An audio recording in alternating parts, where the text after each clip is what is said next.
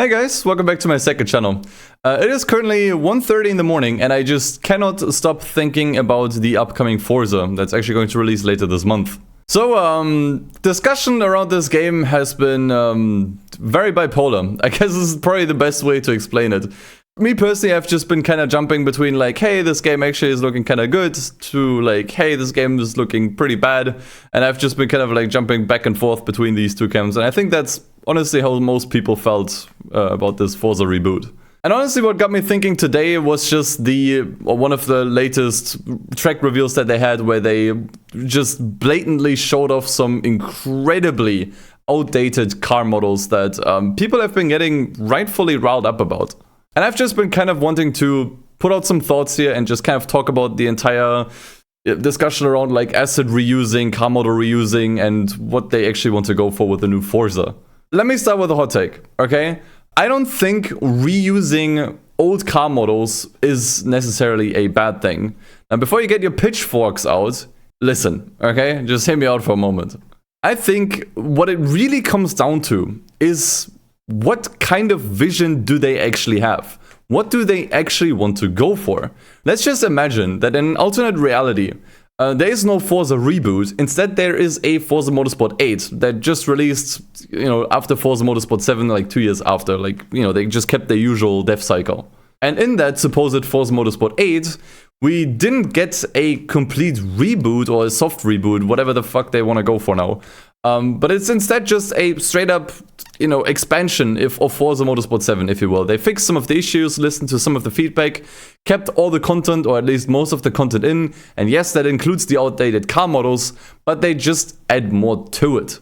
They improved the career, they improved the multiplayer, they didn't really fix or, outright improved any of the car models or tracks. They just added more to it. Personally, I would be okay with that. If Forza Motorsport 8 would be the biggest, baddest Forza Motorsport, like one of the racing games with the most amount of content, hey, that's cool. Because that's obviously what they wanted to go for.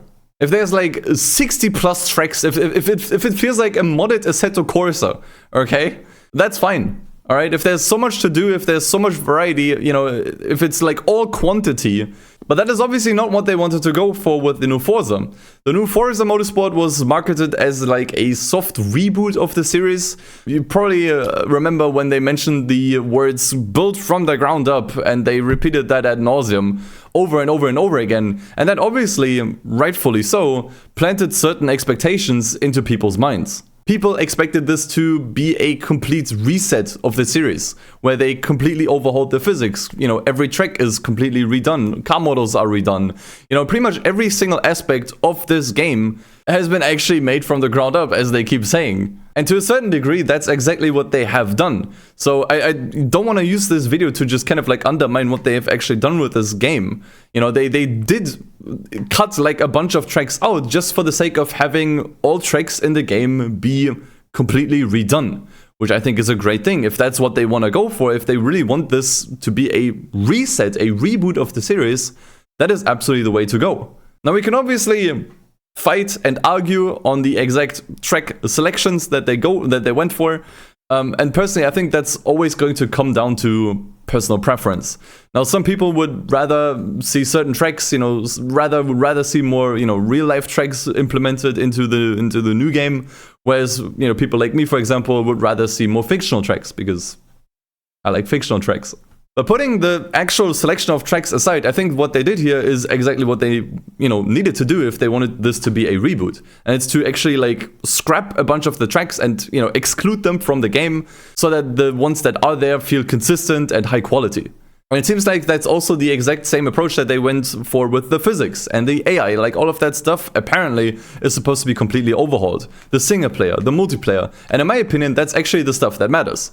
I'm not actually the kind of person that cares about content. I don't think content in of itself makes a game good.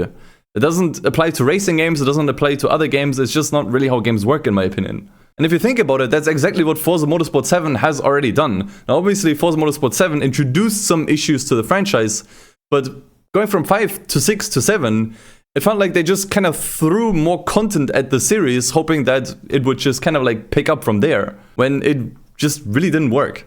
So even in the supposed scenario that I outlined earlier, you know, in the Forza Motorsport 8 scenario where they just took 7 and threw even more content at it, although I said I would be fine with it and I could respect the vision, it's not really what I would have preferred. I do like that they are going for this reboot approach, that they want to, like, you know, rebuild everything. And that makes it even more baffling when we see that they still reuse car models from all the way back from 2005, from the very first Forza Motorsport. It feels like a joke almost. I mean, we could already get a taste of that when they talked about how everything is built from the ground up, and they showed, like, I think like a decade-old Forza Arrow, like the shitty Forza Arrow wing. But to actually see them blatantly put cars in the center of like these track trailers now that are vastly outdated and look frankly terrible, it's baffling. It is absolutely baffling. And let me be clear on one thing here. What bothers me isn't the fact that old car models are part of the game. It's that old car models are part of a reboot. It doesn't make any sense. Like, why did they go all the way to exclude so many fan favorite tracks for the sake of making every track higher quality and more consistent, but then don't apply that same philosophy to the cars? It makes no sense. The cars in a racing game should get the same treatment as the entire rest. Like, this is what bothers me so much. Once again, what bothers me so much isn't the fact that old car models are in the game. What bothers me is the philosophy and the inconsistency behind it all. And I'm not really sure what I should blame here. Is this bad creative decisions, or is this just plain laziness? Or is it maybe a mix of both? Now, it's obviously easy to always accuse developers of being lazy, but I personally always find that kind of disrespectful in a way. Like, if you think about it, game developers are some of the most overworked people in the world, to be honest. The amount of crunch and overtime game developers experience on a daily basis, no matter what company you go to, is honestly terrifying. And that's why I would never, like, outright accuse a developer studio of being lazy. However, in the case of Forza, it's kind of hard not to do that. But what I want to state very clearly with this is that this is probably not even the developer's fault. They're just doing what they can with the amount of time that Microsoft has given them, which probably isn't enough. This is also the reason why we've seen this kind of like non-solution to a fairly underlying problem that the Forza games have always had. Basically, what happens in a Forza game, especially if you play on PC, is if you play on a higher frame rate, you can achieve faster lap times. So let's say you do an absolutely identical lap around a track that takes 1 minute if you're playing on 60 FPS. If you take the exact same lap, like same inputs and everything, it is completely identical, but you set the frame rate to like 200 FPS, you might get a lap time of, I don't know, like 59 or 58 seconds. This is a problem with the game engine Forza is running on. And this is still a problem in the new Forza. And instead of actually fixing the underlying issue with the game engine, they came up with this workaround solution where the entire multiplayer, rivals and also public races, probably also races with friends where it doesn't even make sense, everything is going to be locked to 60 FPS or some other arbitrary FPS. They weren't even 100% clear with us. But what is clear is that your frame rate in the single player is going to be different than your frame rate in the multiplayer. And the thing is, I don't think this is like as much of a game-breaking issue as some people make it seem. Like, racing games still play perfectly fine on 60 FPS. And they will also play fine, you know, the multiplayer will also feel fine at 60 FPS. That's not the issue. The problem is that people that play on PCs paid a lot of money for better hardware. And obviously, when you have a flagship title like Forza Motorsport coming out, that's $80. I think you should be able to rightfully assume that you can actually use that hardware. So for them to not actually fix the underlying issue and instead slap this workaround on it to just kind of like fix this competition issue, it's hard not to call it lazy. Especially because, honestly, in my opinion, this didn't even need to be fixed. And this is something that they will have to like accept. You will never make a properly competitive environment because it's not really possible. Like, let's assume that everyone, no matter if they're on PC, console, or whatever, plays on the same frame rate. people will still have unfair advantages in some way, shape, or form. Someone who is playing with a $1,000 racing wheel with like mega gigachat force feedback is going to be able to perform better than someone who is playing on a crappy $20 keyboard. Like, the matter of fact is, it doesn't really matter if you lock the frame rate or not, because people will still have advantages or disadvantages based on their setup. The people that want advantages will get them anyways. So with all that kept in mind, with the frame rate lock in multiplayer and especially the car models, which is completely incongruent with the rest of what this reboot is actually trying to be, it's hard not to, like, kind of be a little bit annoyed towards the new Forza Motorsport. Now, me personally, I'm still kind of looking forward to the game, but that's not because I'm excited. I think my excitement for the game has kind of subsided at this point. But personally, I'm just curious. Maybe it's morbid curiosity, I don't really know. But at this point, I'm just curious to see how this is all gonna pan out, because there's so much conflicting information, so many conflicting opinions on this game, that I just really want to see what this game is. How is this gonna work all together? How are people gonna perceive this game? It's been a weird ride. Forza Motorsport, the reboot has been a really strange ride so far.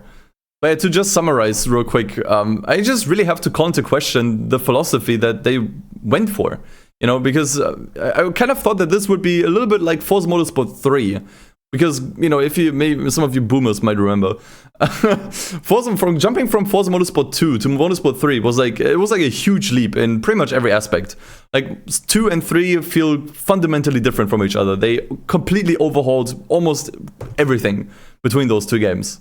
And granted, for Forza Motorsport 3, they did recycle some car models from the previous games.